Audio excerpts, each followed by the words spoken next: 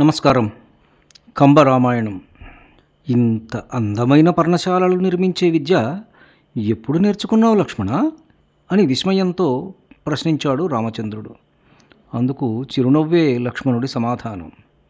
నా నిర్ణయం నీకు కష్టాలు తెచ్చింది లక్ష్మణ. నా వలన నీవు ఎందుకు బాధలు అనుభవించాలి అని ప్రశ్నించాడు రాముడు. అన్నగారి మాటలకు తలెత్తిన లక్ష్మణుడు, అన్నా, నిన్ను అనుసరించడం కన్నా అత్యంత ఆనందదాయకమైనది నాకు ఈ ప్రపంచంలో ఏదీ లేదు. ఇక బాధ అంటావా? మహారాజు నిన్ను కాదని నిర్ణయం తీసుకున్న మరుక్షణమే నా హృదయంలో అంతులేని వేదన మొదలయ్యింది అని బదులిచ్చాడు. తమ్ముని సమాధానం విని రామచంద్రుడు, ధర్మాన్ని విడిచిపెట్టడం, నీ బాధను రూపుమాపడం, ఇవి నా వలన కానివి అని నిట్టూర్చాడు. మనిషి ఐశ్వర్యం ఏదో ఒక రోజున అంతరించిపోవచ్చు, కానీ ఉన్నదానితో సుఖంగా జీవించగలిగే తాపస జీవితంలోని తృప్తి ఎన్నటికీ అంతరించిపోదు. తృప్తిని మించిన ఐశ్వర్యము ఎక్కడా దొరకదు.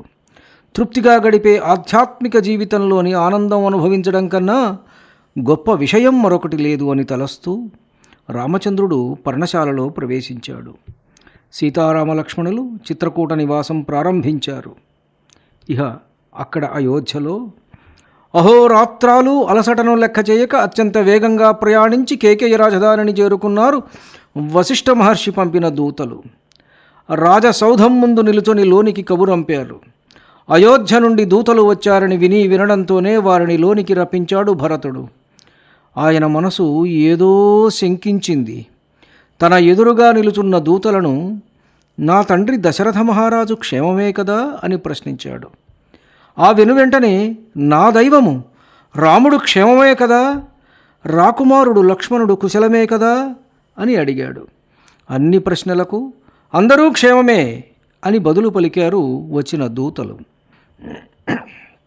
వశిష్ఠుల వారు పంపిన లేఖను దూతల వద్ద నుండి అందుకున్న భరతుడు తిథివార నక్షత్రాలు ఏవీ గణించక తాతగారి వద్ద అనుమతి తీసుకుని వెంటనే అయోధ్యకు బయలుదేరాడు. కేకయ రాజ్యం నుండి కోసలకు 7 రోజులు ప్రయాణం. కోసల సరిహద్దులు నిర్మానుష్యంగా కనపడుతున్నాయి. పండిన పంటలను కోయకుండా వదిలివేసిన చేలు కనపడుతున్నాయి. మధుర ఫలాలు చెట్ల మీద నుంచి దింపేవారు లేక అవి మిగుల పండి రసాలు కారుస్తూ కనపడుతున్నాయి. భరతుడి గుండెలలో ఏదో గుబులు రేగుతున్నది. అయోధ్యలో అడుగుపెట్టాడు భరతుడు. భూలోక వైకుంఠంలా భాసిల్లే తన జన్మభూమి నేడు కళావిహీనంగా కనపడుతున్నది. నిత్యం ప్రతి ఇంటి ముంగిట అందమైన రంగవల్లులతో, ఎప్పుడూ వాడిపోని మామిడి తోరణాలతో దేవేంద్రుడి అమరావతి కన్నా మిన్నగా ఉండే అయోధ్య నేడు మరుభూమిని తలపిస్తున్నది. ఎటు చూసినా నిశ్శబ్దం. ఏ పౌరుడి ముఖంలోనూ కళాకాంతులు లేవు. శ్రీ మహాలక్ష్మి, శ్రీ మహావిష్ణువు విడిచి వెళ్ళిన క్షీరసముద్రంలా ఉన్నది అయోధ్య. అన్నను చూసి శత్రుఘ్నుడు, ఏదో జరగకూడనిది జరిగినట్లుగా ఉన్నది, నా మనస్సు కేడు శంకిస్తున్నది అన్నా అని అన్నాడు. ఇరువురూ ప్రయాణించిన రథము మహారాజ సౌధము ముంగిటికి వచ్చి ఆగింది. ఒక్కసారిగా రథము నుండి దూకి తండ్రిని చూడడానికి ఆయన సౌధంలోకి ప్రవేశించాడు భరతుడు.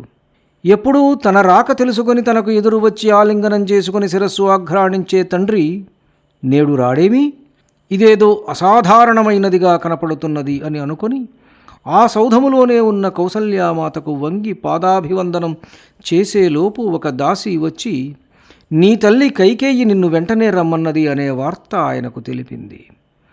క్షణమాలస్యం చేయక తల్లి వద్దకు వెళ్ళాడు భరతుడు.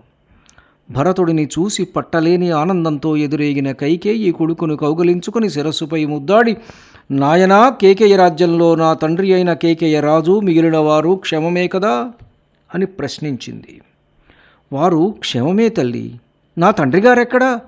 ఆయనను వెనువెంటనే చూడవలే. ఎక్కడ తల్లి నా తండ్రి అని అడిగాడు.